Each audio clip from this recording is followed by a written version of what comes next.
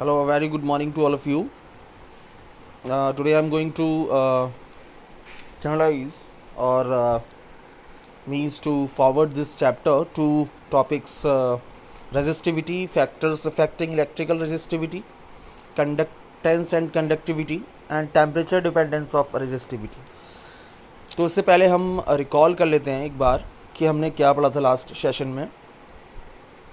Drift velocity of free electrons को हमने पढ़ा दिया था, mobility mu, ohm's law, now फिर electrical resistance, then resistivity last topic हो नहीं पाया था पूरा. देन फिर से हम इसे रिकॉल करते हैं रजिस्टिविटी को. तो what is resistivity? This is the first topic of today's video. The resistance of the conductor depends on the following factors. मतलब किस किस पर डिपेंड करता है. तो वहाँ था resistivity, it is directly proportional to the length of the conductor. R is directly proportional to length, यानी जितना ज़्यादा लेंथ होगी कंडक्टर की उतनी ज़्यादा रेजिस्टिविटी होगी. अब रेजिस्टिविटी होती क्या है? It is the opposition offered to flow of current, है ना. वो करंट फ्लो होने को रोकता है किसी भी सर्किट के अंदर. और रेजिस्टेंस ज़रूरी क्यों है? क्योंकि सपोज़ कीजिए कि इवेंचुअली करंट ज़्यादा हो गया तो रेजिस्टेंस हमें लगाने पड़ते हैं जगह जगह बिफोर लोड से पहले. Okay, now next point, it is inversely proportional to the area of the cross section of the conductor. यानी जितना ज़्यादा एरिया होगा उतना कम रेजिस्टेंस होगा. Area means a plane, length means X coordinate means simple, जिसमें वो फ्लो करता है electrons.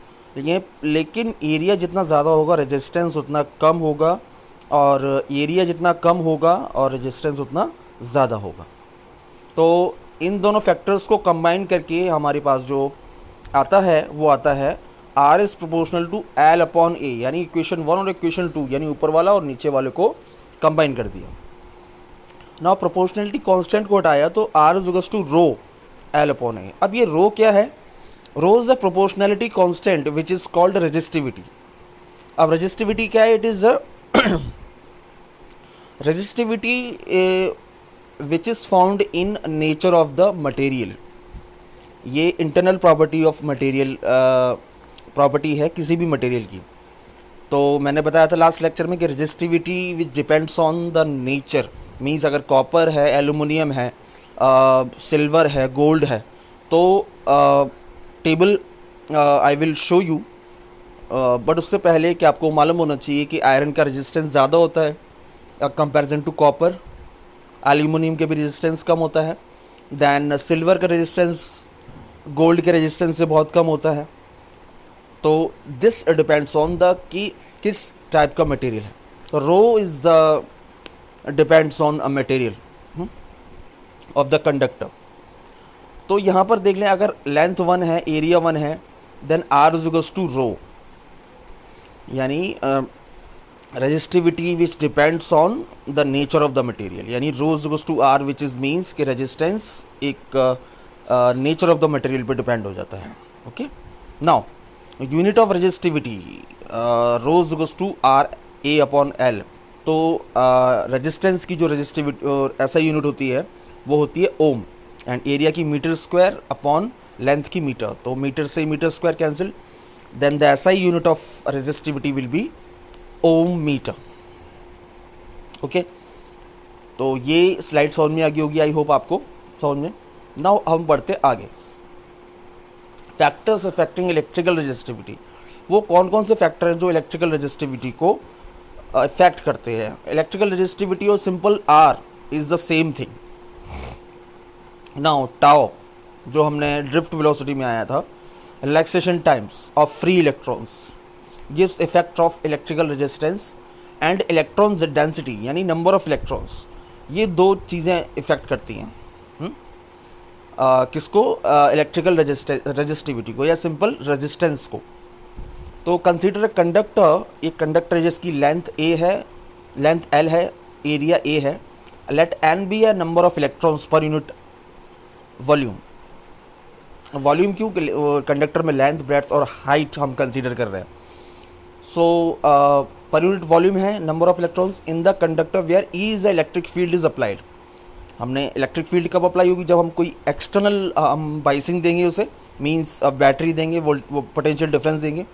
Then the drift velocity, आपको मालूम है कि उसका जो फॉर्मूला होता है V D is equals to small E into E tau upon M. यहाँ पर ई इलेक्ट्रॉन का चार्ज है, स्मॉल ई, और कैपिटल ई इलेक्ट्रिक फील्ड है, tau is the relaxation time of free electrons and M is a mass of electron. Okay, तो ये equation हो गई फर्स्ट.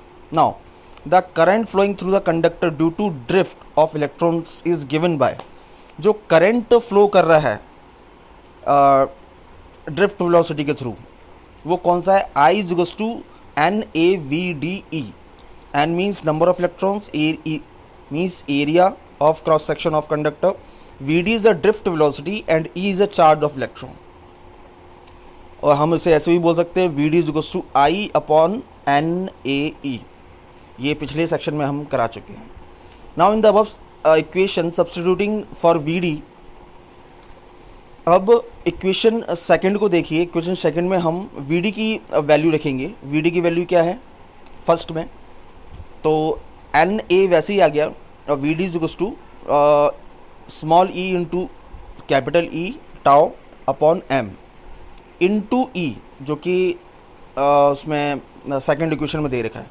नाउ अब क्या होगा, I is equals to N A, E से ई मल्टीप्लाई हो जाएगा into tau upon E into tau upon M.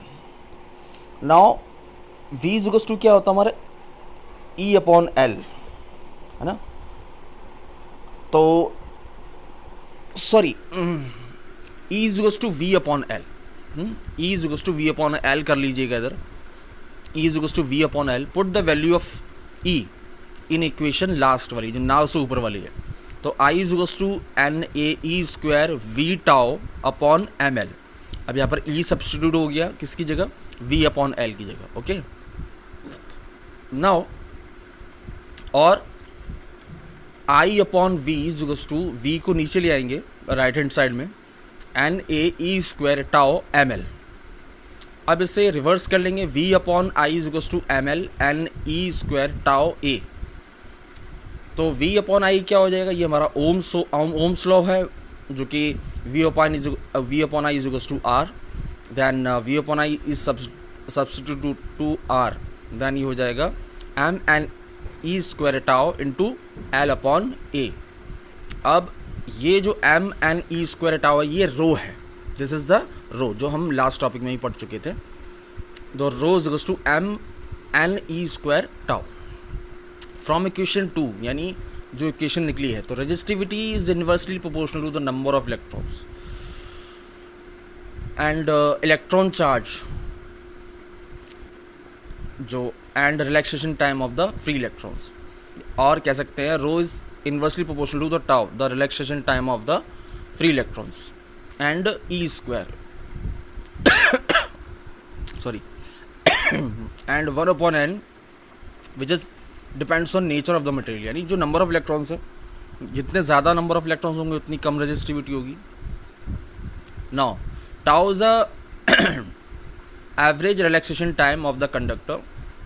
तो ये जितना ज़्यादा होगा रेजिस्टिविटी उतनी कम होगी. तो कह सकते हैं कि average relaxation time which depends on temperature.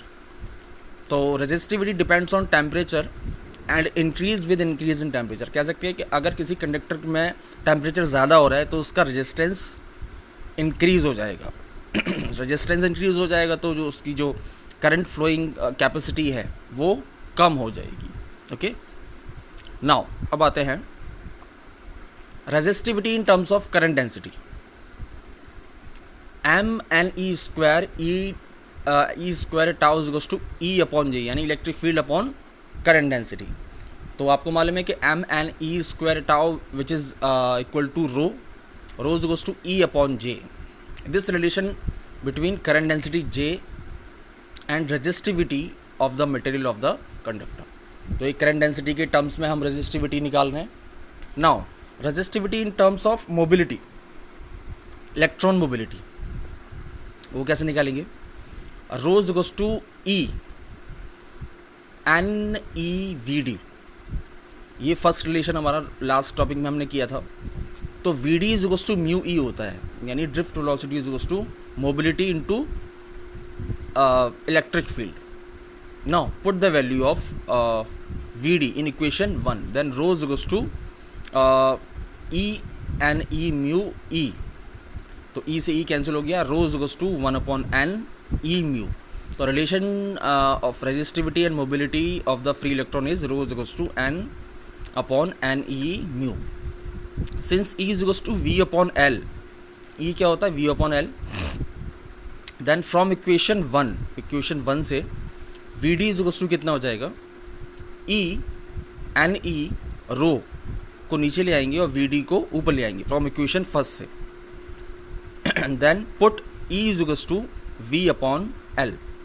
तो देन दो फाइनल इक्वेशन आ गई, V D is to voltage potential difference upon N E L rho. So this is the relation between electron mobility and resistivity. Okay. Now effect of temperature. On increasing the temperature of the conductor, the value of the resistivity of its material increases. From equation जो ऊपर आप देख रहे हैं, drift velocity of electron decreases. जैसे जैसे हम temperature बढ़ाएंगे रेजिस्टिविटी इंक्रीज होगी. अब रेजिस्टिविटी इंक्रीज होगी तो मतलब ऑफर अपोजिशन ऑफर ज़्यादा होगा, यानी जो मोबिलिटी ऑफ इलेक्ट्रॉन है यानी ड्रिफ्ट वेलोसिटी है वो कम हो जाएगी. यानी किसी सड़क पर अगर ब्रेकर ज़्यादा है, ब्रेकर को समझ लीजिए रेजिस्टिविटी, और वो इंक्रीज़ हो रही है टेम्परेचर पर, तो वहाँ पर जो व्हीकल्स हैं वो व्हीकल्स क्या है? फ्री इलेक्ट्रॉन्स है. उनकी जो ड्रिफ्टिंग की जो कैपेसिटी है वो कम हो जाएगी. आपको मालूम पड़ता है कि ब्रेक लगाने पड़ते हैं. तो this is the one of the biggest example of to understand the concept of increasing of resistivity in terms of drift velocity. Now effect of length of the conductor. Length of the conductor पे क्या effect पड़ेगा? It follows that drift velocity of electron decreases when length of the conductor is increases. आपको मालूम है कि resistivity it is directly proportional to the length of the conductor. जब resistance बढ़ेगा तो ड्रिफ्ट वेलोसिटी ऑटोमेटिकली रिड्यूस होगी, क्योंकि resistivity का इंक्रीज होना ड्रिफ्ट वेलोसिटी का डिक्रीमेंट होता ही होता है. Okay, so thank you for today's video.